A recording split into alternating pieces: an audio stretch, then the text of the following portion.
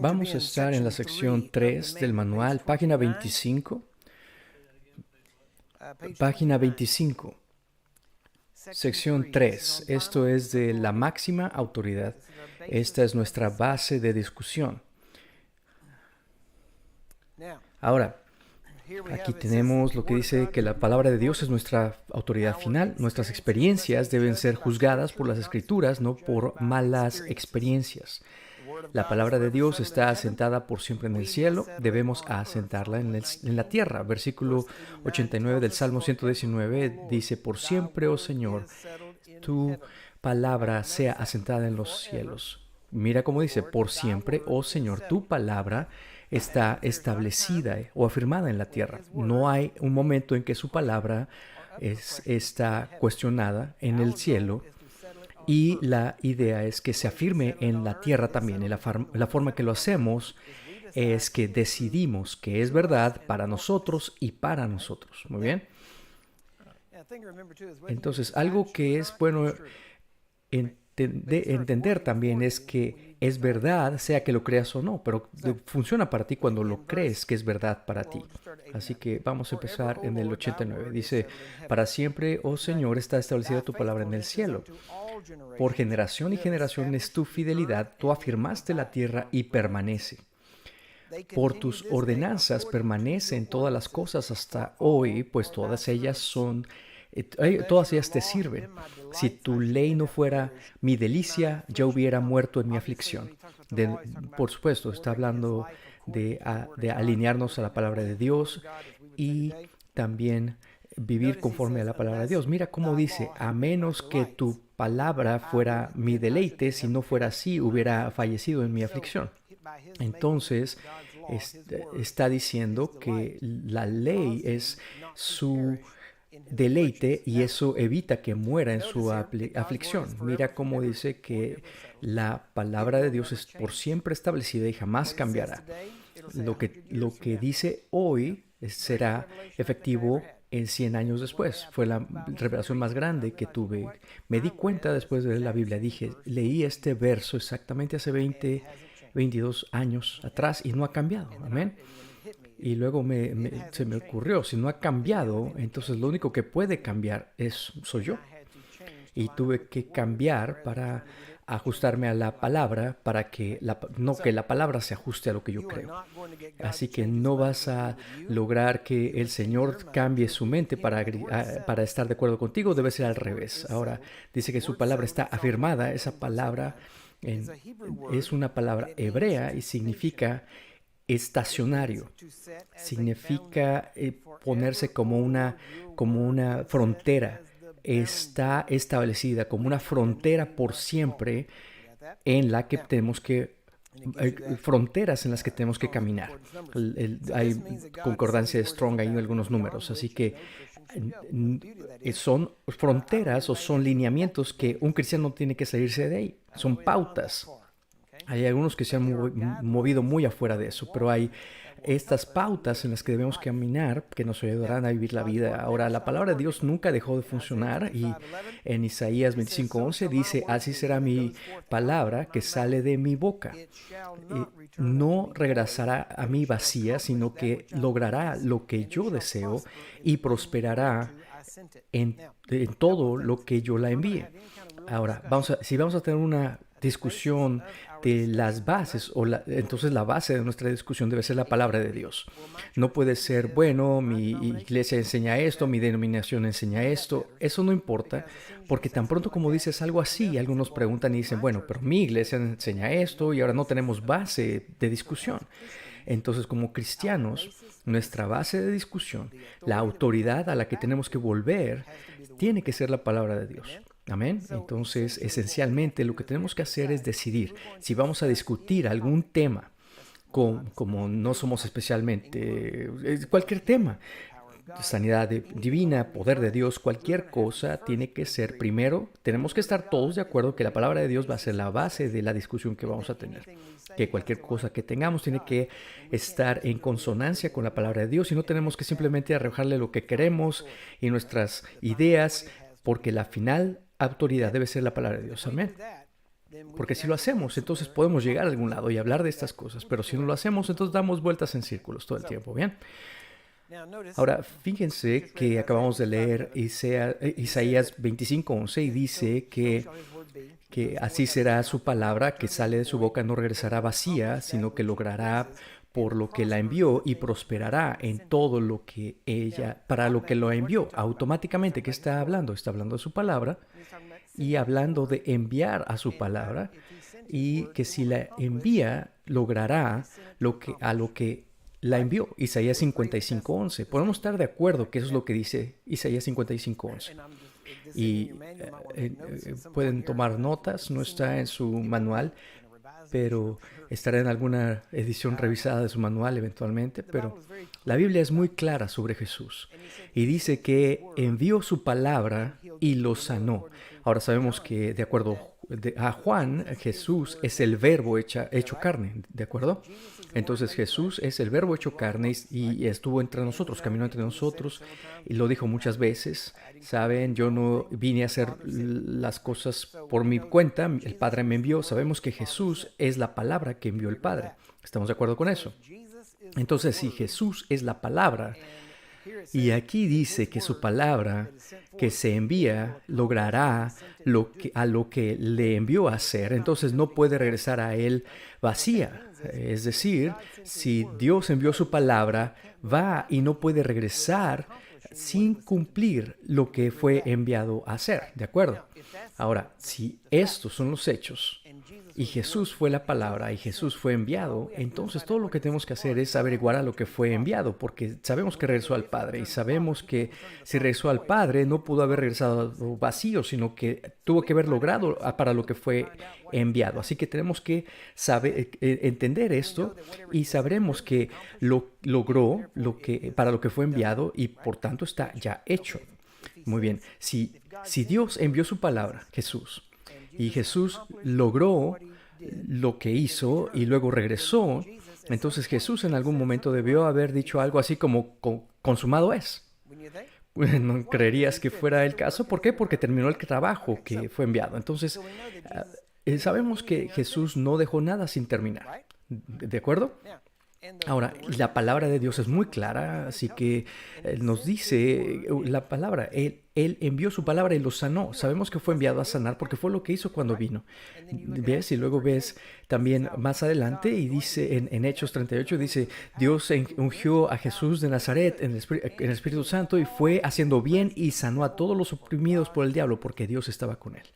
Ahora, si ves lo que dijo Jesús, dijo, con este propósito el Hijo de Dios fue manifestado o enviado y viendo para que pudiera destruir las obras del diablo.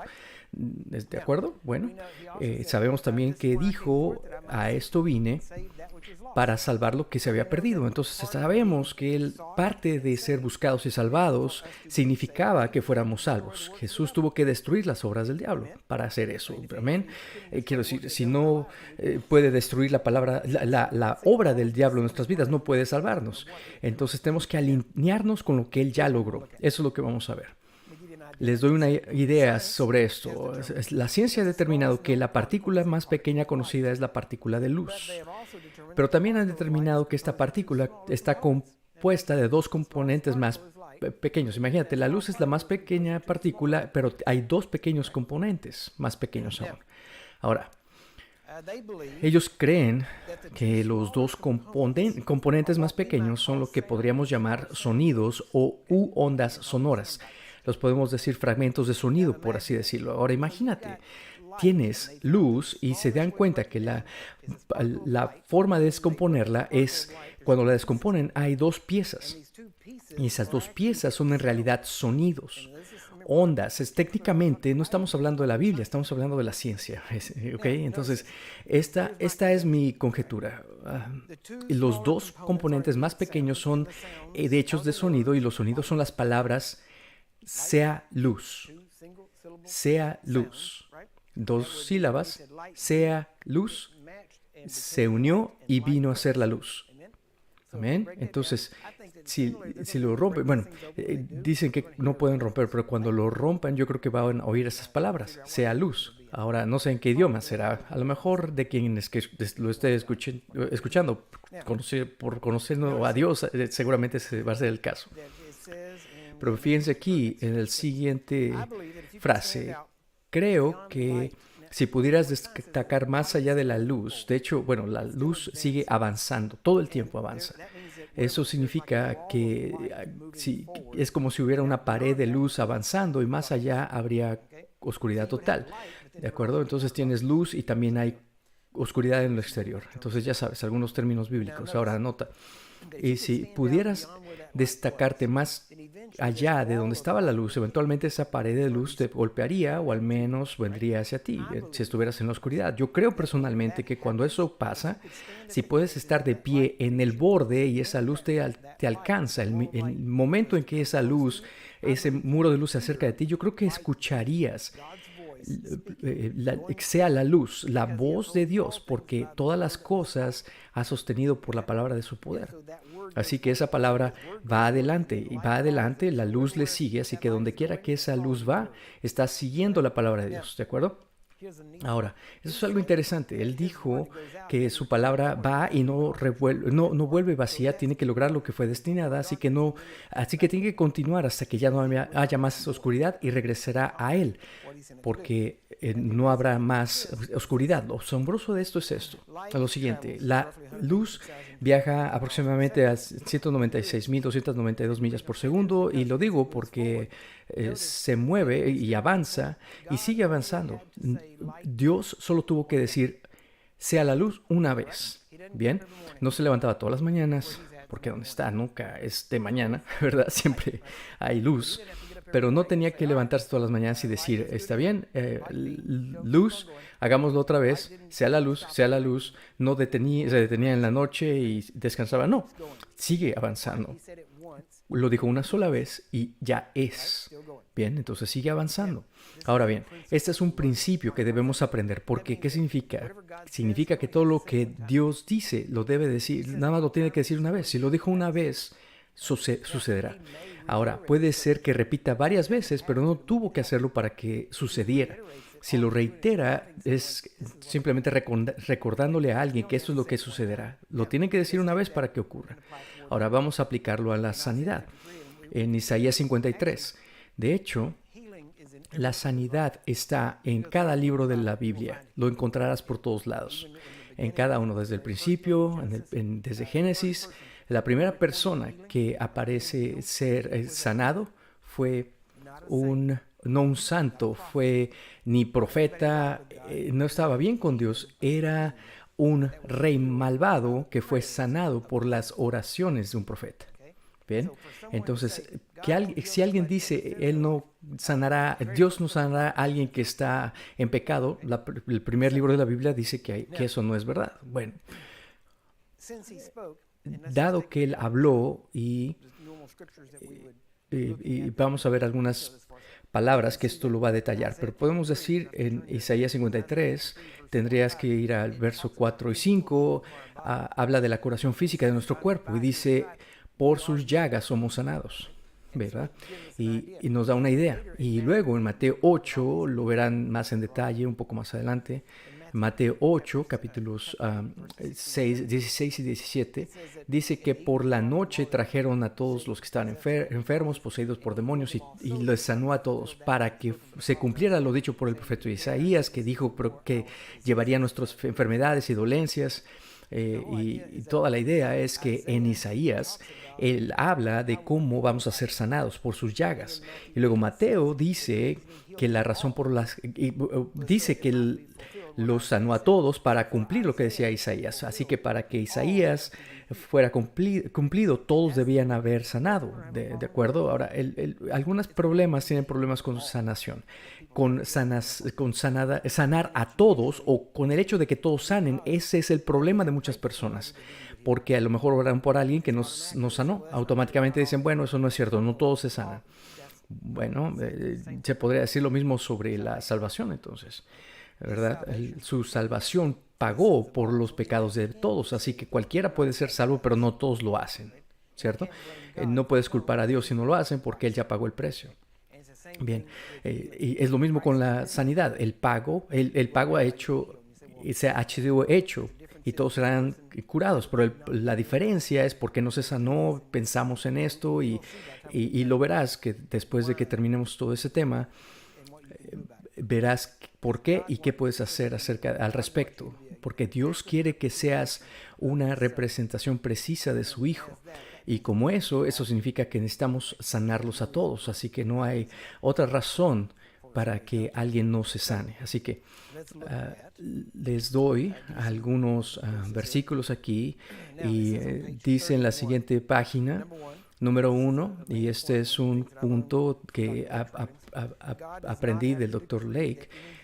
Dios no tiene que decretar que ningún ser humano sea sanado. Es decir, tú no puedes, déjame decirlo así, Dios no está sentado en el cielo prendiendo interruptores, decidiendo quién se sana y quién no. Ya encendió el switch, ya decretó, por sus llagas son sanos. Así que si Jesús ya tuvo sus heridas, entonces ya eso ya está hecho. Él pagó el precio. Dios aceptó el precio que Jesús pagó, todo está ya. Y fuera de eso, si hay una enfermedad o dolencia en una persona, el punto no es que Dios no haya otorgado sanidad, es que no lo hemos recibido o no lo hemos ministrado. Bien. Y nuevamente, cuando hablaremos de esto, algunos diría antes de eso también, ya lo dijo, es un hecho y ahora es parte de los cristianos establecer la palabra de Dios en la tierra, eliminando la obra del enemigo de los cuerpos humanos. Depende de nosotros hacer cumplir la derrota que Dios ya ganó a su enemigo, sobre su enemigo. Dios no tiene que hacer nada para afectar la curación de cualquier persona. Él ya lo hizo, ya lo decretó, ya pagó por ello. El problema no está del lado de Dios, está en nuestro lugar, ¿bien? En nuestro lado. Salmo 138:2. Adoraré al Señor en su templo y alabaré tu nombre por tu misericordia y tu verdad, porque ha sido magnificado tu palabra por sobre tu nombre. Perdón, tu palabra sobre tu nombre. Magnificaste tu palabra sobre tu nombre. Ahora, la gente ve eso y dice, ves, puso su palabra sobre su nombre, pero sabes que cada humano lo que hacemos es lo mismo, ¿verdad? Cuando una persona, si la palabra de alguien no es buena, entonces su nombre no es bueno. Pero me dijo que iba a hacer esto. ¿Quién lo dijo? Ah, tal y tal. Ah, no puedes, no creas en su palabra. ¿Qué quiere decir? Que tu nombre es tan bueno como tú mantienes tu palabra y tus promesas. Dios es tan Dios como pueda mantener su palabra. Su nombre, dijo, has exaltado tu nombre sobre tu palabra. Es decir, tu palabra es tan buena como tu nombre. Si lo dices, vas a mantener tu palabra. Eso aplica para Dios como para los humanos. Así como cuando vemos su palabra, dices, ¿cómo puedo estar seguro? Porque si no es verdad, entonces Dios no es Dios. No es una situación de que Dios elige una u otra cosa. No, mira, entendamos esto. Dios tenía el derecho y la habilidad de elegir las palabras que quería decir. Pero una vez que las dice, no tiene el derecho de elegir cuáles palabras va a cumplir y cuáles no. ¿Entendimos? Es decir, Él elige sus palabras cuidadosamente y solamente dice lo que va a hacer. ¿Entendemos? ¿Entiende eso? Por favor, escríbelo. Ahora, un poco más. Él siempre ha mantenido su palabra con palabra. Hablamos de los nombres de Jehová, por ejemplo, Jehová Rafa, el Dios que sana, Jehová Shalom, el Dios que es tu paz. Tenemos todos estos nombres. Y cada uno de ellos muestra un carácter de Dios. Así que decir que Dios ya no sana es decir que Él cambió su nombre porque ya no es Jehová Rafa. Y Dios también cambió su naturaleza y su carácter porque estos nombres se refieren a su carácter y nos muestra ahora, esto es lo principal acerca de los nombres de Jehová, nos muestran quién quiere ser Dios para nosotros. ¿Y entiendes eso? Entonces, Él está diciendo, yo quiero ser esto para ti. Nos dio un nombre, Jehová Rafa.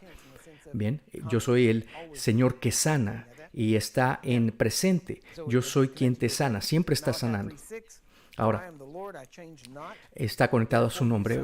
Malaquías 3 Dice, yo soy Jehová, no cambio, por eso ustedes, hijos de Jacob, no habéis sido consumidos. Básicamente dice, yo no cambio, porque si no, porque si cambiara ya los hubiera matado, ya estarían muertos.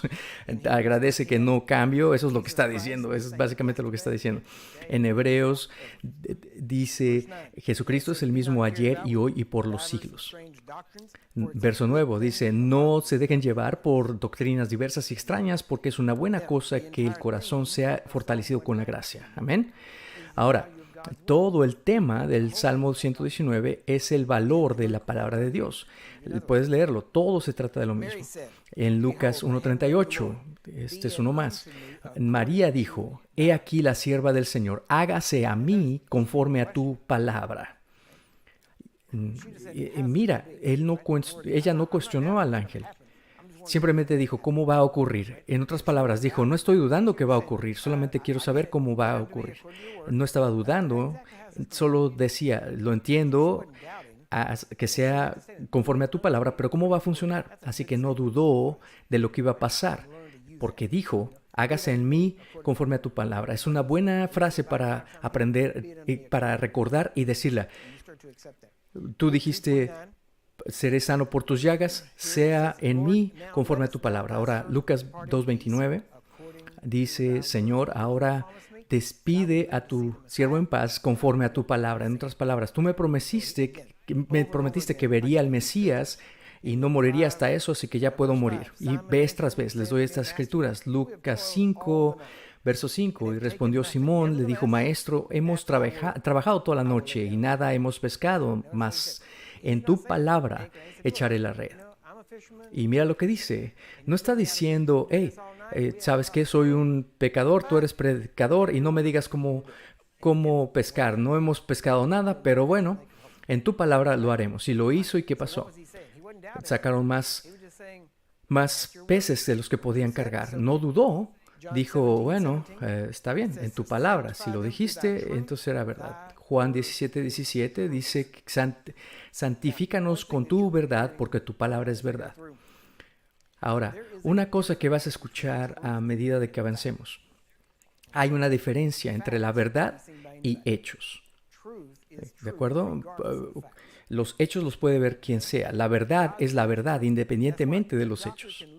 Bien, la palabra de Dios es verdad. Es por eso que un médico puede ver tu informe, puede ver una radiografía y él puede darte los hechos. Pero es posible que no sepa la verdad, ¿verdad? Y si te mantienes en la verdad firme, los hechos cambiarán. Bien, ahora, lo asombroso es que la gente quiere tomar lo que su cuerpo les dice como la verdad en lugar de hechos, como si su cuerpo no pudiera cambiar. Y sin embargo, si alguno de ustedes regresara y tomara una fotografía de hace 20 años, tienes que admitir que los hechos han cambiado. ¿No es cierto? Es decir, así que miremos el resto de la escritura. Mateo 22:29. Entonces respondió Jesús, dijo, erráis no conociendo las escrituras ni el poder de Dios. Ahora, esto es importante porque hay dos cosas que tienes que saber. Conocer las escrituras y el poder de Dios. Si solamente conoces las escrituras sin el poder, entonces estás errado. Y si conoces el poder sin las escrituras, estás errando. Pero si conoces ambos, entonces no errarás. Muy bien, es importante que conozcamos ambos. Juan 10, verso 30, dijo Jesús, yo y mi Padre somos uno. Entonces los judíos volvieron a tomar piedras para apedrearle, y Jesús les dijo, muchas buenas obras les he mostrado por mi Padre, ¿por cuál de ellas me apedrean? Le respondieron los judíos diciendo, por buena obra no te apedreamos, sino por blasfemia, y porque tú, siendo hombre, te haces Dios. Jesús le respondió, ¿no está escrito en vuestra ley, yo dije, dioses sois? Si llamó dioses a aquellos a quien vino la palabra de Dios, a través de quienes vino la palabra de Dios, y la escritura no puede ser quebrantada, ¿a quien el Padre santificó y envió al mundo, dicen que blasfemo, diciendo yo soy el Hijo de Dios? Si no hago las obras de mi Padre, no me crean. Pero si las hago, aunque no me creas a mí, crea las obras para que conozcan y crean que el Padre está en mí y yo en él. Amén. Ahora, Estamos hablando de palabra, o bueno, el poder y la palabra juntos. Ahora vamos a la sección 4 porque vamos a pasar aquí adelante. ¿Por qué Jesús sanaba? Ahora, esto es muy, esta es una base sólida porque aquí es donde mucha gente dice, bueno, ¿por qué Jesús sanaba? Bueno, para probar que era Dios, por ejemplo. Bueno, si sanaba para probar que eran Dios, entonces los 12 también eran Dios porque ellos también sanaron, o los 70 también deberían haber sido Dios porque sanaron también, ¿verdad? Y todos los que echaban fuera demonios también, pero no, ese es el asunto, no lo hizo para probar que él era Dios, de hecho dijo que él se vació de todo lo que lo convertía en Dios en la tierra, es decir, que no podía usar nada más que otro humano no pudiera usar. Es decir, se vació a sí mismo la kenosis de Cristo, donde solo se limitó a sí mismo a usar solamente lo que una persona, un humano, pudiera hacer y usar, que estuviera en relación correcta con Dios. Bien, ahora, Jesús no sanó para probar que Él era Dios. No funcionó como Dios en la tierra, se vació a sí mismo. Básicamente estoy diciendo lo mismo. Solo operó lo que estaba disponible para Él en una relación correcta con Dios. Ahora dice Juan 3:8, lo dijimos ya, aquel que comete pecado es del diablo, porque el diablo peca desde el principio. Con este propósito, el Hijo de Dios se manifestó para destruir las obras del diablo. Ahora veamos bueno, ¿por qué Jesús sanaba? En Mateo 5:35, 9:35 dice, y recorría todas las ciudades y aldeas, enseñando en sinagogas, predicando el evangelio del reino y sanando a toda enfermedad y todo mal en el pueblo. Pero al ver las multitudes, tuvo compasión de ellas, porque estaban desamparadas y dispersas como ovejas sin pastor. Entonces dijo a sus discípulos, a la verdad la mies es mucha, mas los obreros son pocos. Rogad, pues, al Señor de la mies que envíe obreros a su mies. Y entonces cuando llamó a los 12, les dio potestad contra espíritus inmundos para que los echasen fuera y para sanar toda enfermedad y toda dolencia. Ahora, mira, ¿por qué ordenó a los primeros, o por qué sanó a los primeros? Porque fue movido por compasión. Ahora entiende esto y voy a tratar de ser tan claro como pueda, porque aquí es donde hay cosas que tienes que escucharlo y entenderlo, ¿ok? Ahora, Jesús siempre fue guiado por el Espíritu. ¿Podemos estar de acuerdo con eso? Siempre guiado por el Espíritu. Así que Él, en otras palabras, todo lo que hizo lo hacía porque siempre fue guiado por el Espíritu, ¿bien? Ahora, no hizo nada que no fuera guiado por el Espíritu, ¿bien? Dices, ok, es lo mismo, pero al revés. Ya lo hice a propósito. Pero lo que quiero transmitirles es que si Él siempre fue guiado por el Espíritu, entonces no habría necesidad de ninguna otra mención de por qué fue movido, ¿verdad? A menos que estuviera resaltando el hecho de lo que realmente le movió a hacerlo. Ahora, fue cuando decimos guiados por el Espíritu, sabemos que estaba yendo del Espíritu Santo, influenciado por el Espíritu Santo, lo que hacía era la voluntad de Dios, ¿bien? Pero fíjate que siempre dice, y te darás cuenta cada vez que habla de que Él está siendo movido, siempre fue movido a compasión. La última vez o la única vez que dice que fue guiado por el Espíritu es cuando lo llevó al Espíritu para ser tentado por el diablo, lo cual no es una dirección que la mayoría necesita. Nadie quiere ser guiados por el Espíritu a ser tentados. Muchos llegan ahí solitos, sin guía del Espíritu. Ahora, nótense que a Jesús el Espíritu lo tuvo que ayudar a llevarlo a tentación. Imagínense. Pero lo que quiero transmitirles es que lo conmovió, la razón subyacente por lo que lo hizo, la Biblia nos dice por qué. Entonces no solamente lo podemos inventar, no podemos decir simplemente, fue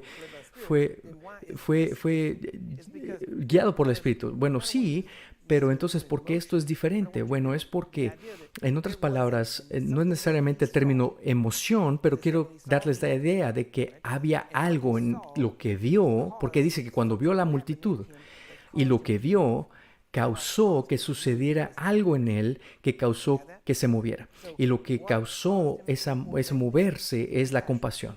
Ahora, ¿qué lo llevó a ordenar a las personas o a sanar a personas? Fue la compasión. No, nada dice aquí que Dios le dijo, Jesús, quiero que ordenes a estos 12. No se encuentra esto. Lo que encuentras es que dijo que le ordenó a los 12 y lo hizo porque la multitud estaba como ovejas dispersas y desmayando y necesitaba ayuda. Y fue movido con compasión. Así que veamos el resto. Mateo 14:14. Dice Mateo 14:14, y saliendo Jesús vio una gran multitud y tuvo compasión de ellos y sanó a los que estaban enfermos. Así que ahora dice, bueno, está esta multitud y por compasión sana a los enfermos. Ahora vemos una multitud de gente enferma sanada por compasión. Eso es lo que dice, ¿no es cierto? Ahora vemos la ordenación y la multitud sanada. Mateo 28:29. Dice, saliendo, 20:29 dice, y saliendo de Jericó lo seguían una gran multitud. Y aquí, vez tras vez dice, gran multitudes, vez tras vez, por todos lados. Y he aquí 2 ciegos sentados junto al camino. Cuando oyeron que Jesús pasaba, clamaron diciendo, Señor, Hijo de David, ten misericordia de nosotros. Mira cómo no dice, sánenme. Dijo, ten misericordia. ¿Por qué? Porque sabían que si él sentía misericordia, entonces le sanaría, ¿verdad? La misericordia. ¿Y qué dice la palabra de Dios acerca de la misericordia? Que su misericordia es nueva cada mañana, ¿no es cierto? Cada día. Y dice que todas nuestras vidas están llenas de misericordia y compasión, exacto. Entonces dice, entonces que la multitud, mira qué hizo la multitud, los callaban porque decían, cállense por favor, pero ellos gritaban más, ten misericordia de nosotros, Señor, Hijo de David. Deteniéndose Jesús, dijo, ¿qué quieres que les haga? Ellos dijeron, Señor, que nuestros ojos sean abiertos. Entonces Jesús, teniendo compasión de ellos, tuvo compasión de ellos, tocó sus ojos y al instante sus ojos recibieron vista y le siguieron. Mira, ¿por qué fueron sanos? Por compasión. Ahora, no podemos pasar esto por alto. No solamente puedo decir, fue guiado a hacer eso. No, de hecho, él estaba yendo a otro lado y llamaron su atención. Ahora, cuando llamaron su atención, dice, bueno, ¿qué necesitan que haga? Bueno, queremos ver. Y tuvo compasión. Ahora, cuando lo menciona, él dice, cuando menciona por qué lo hizo, no lo debemos ignorar.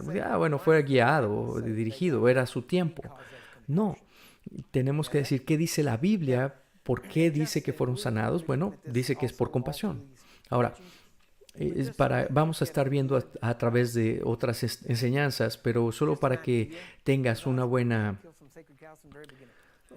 idea, porque solo quiero matar algunas vacas sagradas del principio y no tengo una pizarra aquí.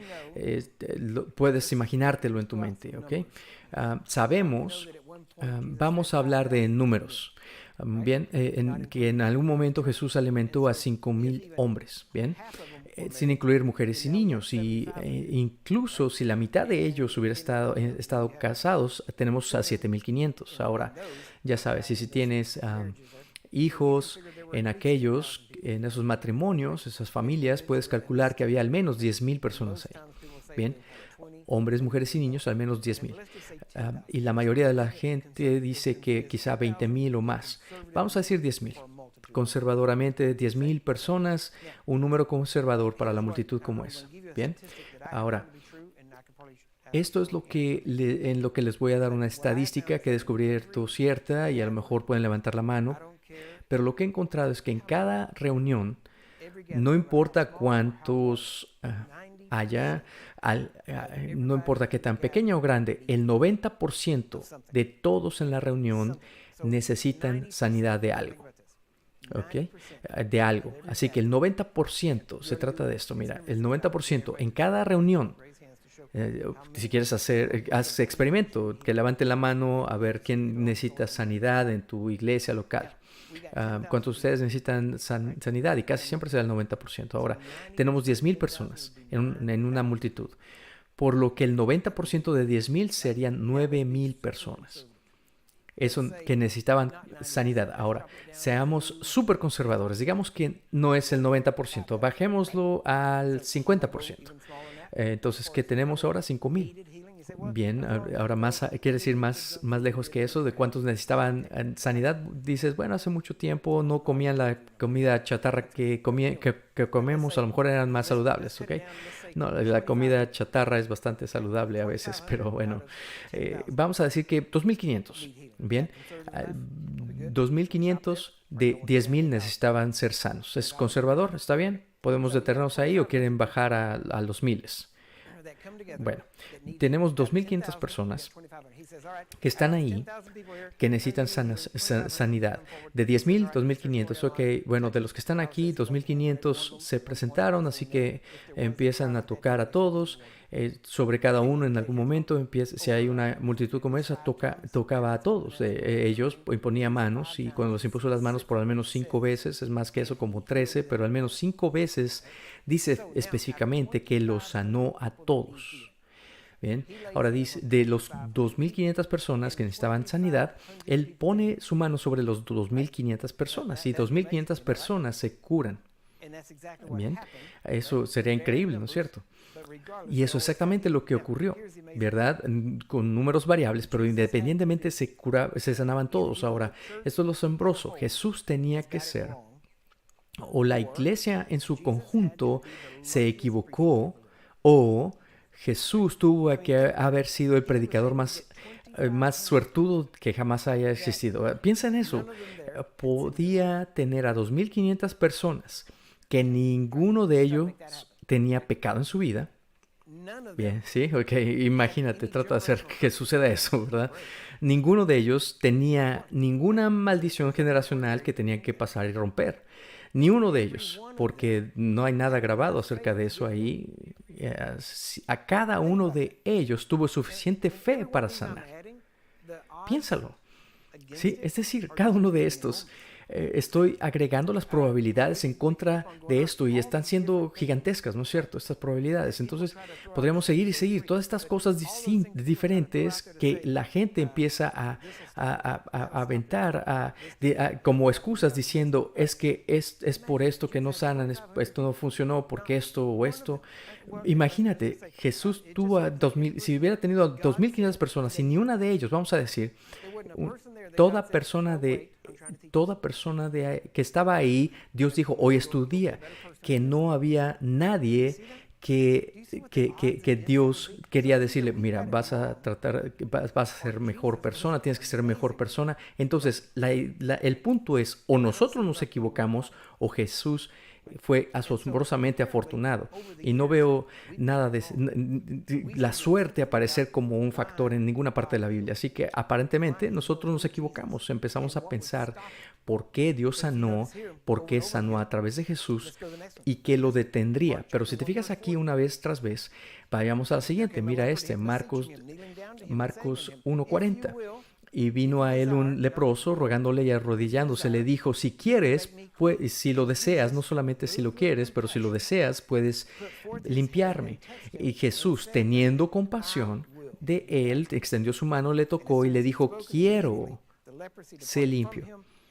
Y así hubo el hablado, al instante la lepra se fue de aquel y fue limpio.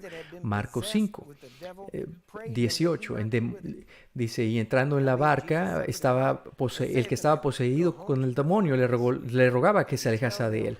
Mas Jesús no se lo permitió, dijo, ve a tu casa, a los tuyos, y cuéntales cuán grandes cosas el Señor ha hecho contigo y cómo ha tenido misericordia o compasión de ti. ¿Qué está diciendo? La razón de que eres libre es porque el Señor tuvo compasión de ti.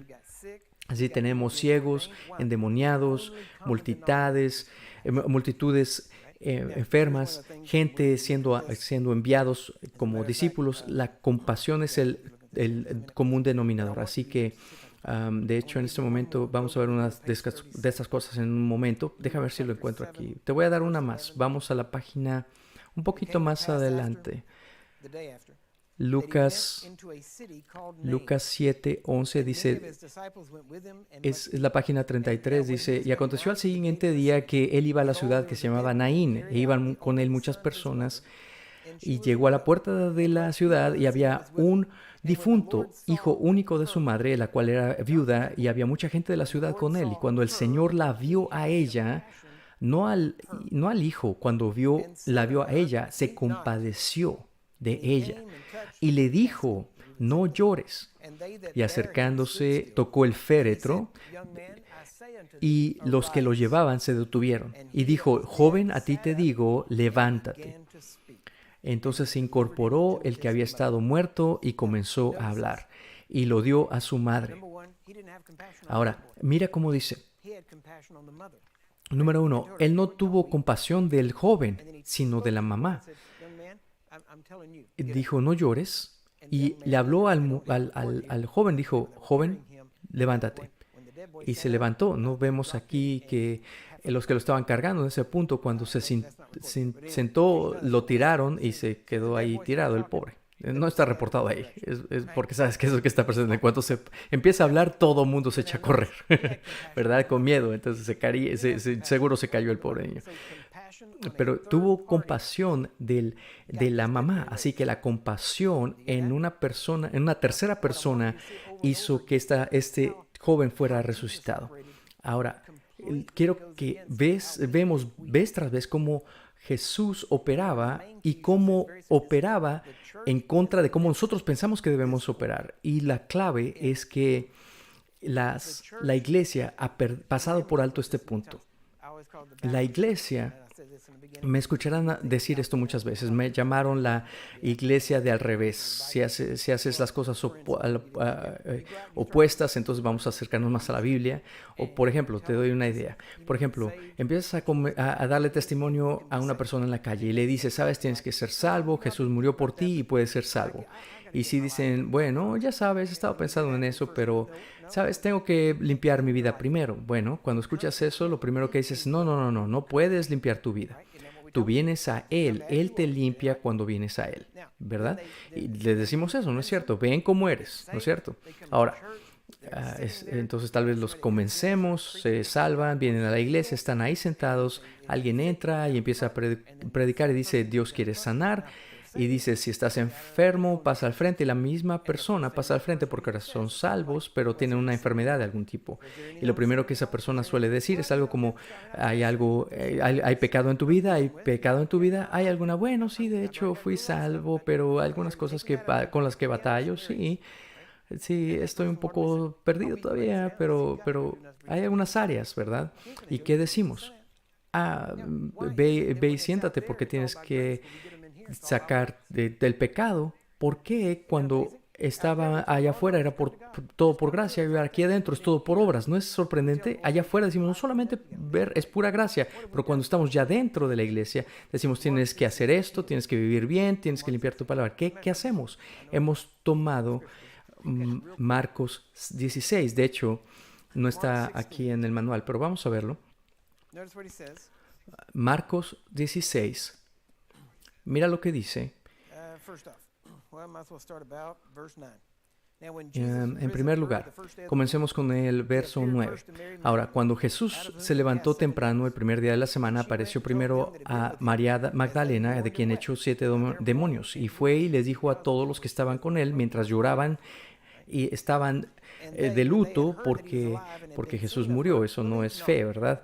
En fin, cuando escucharon que estaba vivo, no le creyeron. Sí, te escucho, pero no te creo, le dijeron a María. Después de eso apareció a 2 de ellos que cuando estaban en el campo y fueron y también se los dijeron al resto de los discípulos, tampoco les creyeron a ellos. Entonces ahora tenemos 2, de hecho 3 testigos y no les creen a ninguno de ellos. Después se apareció a los 11 cuando dijeron cuando se encontraban y se encontraban juntos y los reprendió porque tenían incredulidad, porque ya lo habían visto resucitado. Entonces estaban comiendo, llorando, están escuchando historias y Jesús de repente se les aparece ahí en medio. Imagínate la escena. Y hay un shock, obviamente. Oh, wow, ¿qué está pasando? Wow, están emocionados, no saben qué decir. Wow, si eres tú, ahora están emocionados, ¿no es cierto? Y lo primero que Jesús les dice es, son un grupo de corazón duro. No le creíste a nadie que envié, aparezco y no me crees. Y lo primero que haces así como que, ay, y bueno, los regaña, porque dice que los regañó. Les dijo que no deben de ser así. Les dijo, son de corazón duro, cabeza dura, y como que son la misma cosa casi. Y les dijo, y vayan a todo el mundo y prediquen el evangelio a toda criatura. ¿No es increíble? Está allí y le está diciendo, son corazón de duro. No puedo creer que dejé este glorioso evangelio con ustedes y ustedes ni siquiera creen. Entonces, ¿saben qué? Salgan, vayan a todo el mundo, vayan en este momento. Salgan y vayan. Es casi como si fuera un castigo. Suena como un castigo. Es decir, vayan por todo el mundo y a predicar el evangelio. Ahora, pensarías que estaría diciendo, voy a buscar a alguien más. Mejor, no, estos no sirven. Pero ahí están. Tiene que usar lo que tiene a la mano. Nosotros somos quien tiene a la mano. No se trata de, ay, ¿por qué te orará? ¿Por qué te va a usar a ti? Bueno, soy inteligente, soy teólogo. No, es porque estás ahí y estás dispuesto. Es por eso que el Señor te va a usar. Es lo único Él no necesita tu inteligencia. Lo único que necesita es un cuerpo a través de quien pueda trabajar y fluir su vida. Pero esto es nuestro problema y lo que hemos hecho. Ir por todo el mundo y predicar el evangelio. Todo el que crea y sea bautizado será salvo. Le está hablando a los 11, recuerda. Vayan a todo el mundo. El que cree que esos son los 11, de hecho, predica todos los que te crean a ti, todos los que te crean en el Santo. Está hablando de los discípulos, de los que serán salvos, escuchándolos a ellos. El que cree y es salvo, pero aquel que no cree será condenado. Les acaba de decir, no, les dijo, tú no creías, sabes qué tan cerca estaba de Jesús y no creían. Y luego dice, y estos signos, estas señales seguirán a los que crean. En mi nombre echarán fuera demonios, hablarán lenguas nuevas, tomarán serpientes y no morirán y pondrán manos sobre los enfermos y se recuperarán. Estás diciendo que sanar es como un hijo. La iglesia ha hecho a la sanidad como un premio. Pero Jesús no dijo eso. Jesús dijo, vayan a todo el mundo, predican el evangelio. De hecho, les dijo cuando salieron por primera vez, dijo, salgan a sanar a los enfermos. Y dijo, que el reino de Dios ha llegado. Es decir, la sanidad es una señal. Déjalos ver y ellos creerán. ¿Por qué? Porque la bondad de Dios trae al hombre arrepentimiento. No la dureza de Dios, sino la bondad de Dios acerca a los hombres a arrepentimiento. Gente que sabe que no merece ser sanado y es sanado de todos modos. ¿Qué quiere decir eso? A quien mucho ha perdonado hay mucho amor. Eso es lo que está diciendo. En vez de sanar como una señal, hemos convertido la sanidad en un premio por vivir bien. Tenemos que cambiarlo de regreso a como lo dijo Jesús que debería ser, como una señal. La belleza de esto es porque si es un premio, tú tienes que hacer que ellos crean primero. Pero si tú lo haces como una señal, donde quiera que están, no importa. Y te voy a decir por qué. Dios dijo, está en rojo, dijo, si pongo las manos sobre los enfermos se recuperarán. Es un acuerdo con una promesa entre Él y yo, entre Dios y yo. Dijo, si tú pones tus manos sobre los muertos, sobre los enfermos sanarán. No dijo nada de creer acerca de ellos. Si dice, te prometió a ti, si tú pones las manos sobre los enfermos sanarán. En mi nombre, ve y hazlo. Es entre mí y Él. Así que si estás de acuerdo con esto, no importa dónde está la otra persona, simplemente tenemos que echar fuera el demonio o echar fuera la enfermedad, porque nuestras manos traen esa promesa, no porque ellos creen. No voy a una persona y le digo, ¿tú crees? No, si ellos creen, no necesitan mis manos. ellos deberían estar imponiendo manos si ellos creyeran. Son los incrédulos que necesitan nuestras manos. Así que la sanidad es una señal, no es un premio. El minuto que lo haces porque es un premio, ahora ya es por obras y tú piensas que no necesitas a Dios para nada, pero Dios sana porque por sus llagas fuiste curado. Amén. Vamos a tomar un descanso.